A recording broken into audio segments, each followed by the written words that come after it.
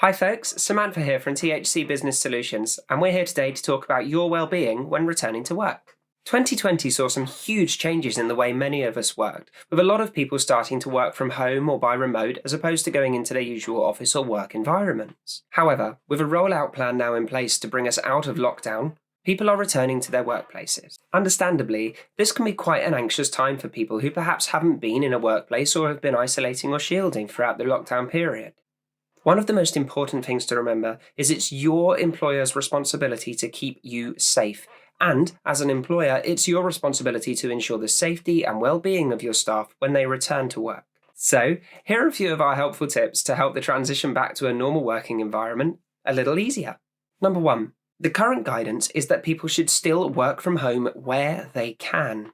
The mad rush back into the office might not be the best solution for you or your staff. We've learned a lot about remote working over the last 12 months, and it's given us a really good opportunity to try and implement some of those practices going forward. Things don't have to go back to the way they were before. Number 2, good social distancing practices will be encouraged for a lot longer than the end of the lockdown. If you run an office space or any other working environment, there are practical steps you can take to ensure social distancing remains in place. Staggered break times so that there's less people meeting in congregation areas. Using breakout areas and meeting rooms to help people stay isolated from one another. Introducing work bubbles, having teams that work together and keeping them as separate as possible from other teams, while still maintaining good communication. Encouraging safe practices such as wearing a mask and good cleanliness and hand washing. These are all steps we should be taking and we have been taking in our daily lives anyway, so implementing in your workplace can really make life a little easier for people returning. Number 3. Some people are going to find it more difficult than others when returning to work. The way we've learned to work from home is somewhat different to how we're used to working.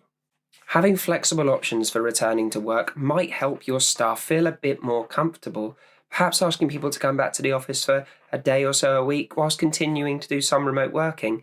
A staggered start, instead of a mad panic rush, can really take the edge off for people that might be feeling a little anxious at this time.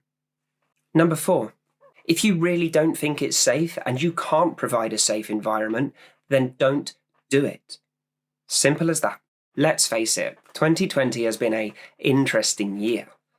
Returning to work doesn't have to be a massively stressful experience, and hopefully it's actually quite exciting for some of us to get back into the workplace. Real collaboration without, oh no, I think you're on mute, or an interrupted internet connection. Returning to your place of work doesn't have to be a stressful experience. There are plenty of options still out there, and there's no deadline for when you have to be back in at the office. Taking it easy, making sure you stay safe, and ensuring that there's good practices in place is the key to success. We will get through this. Life will return to normal.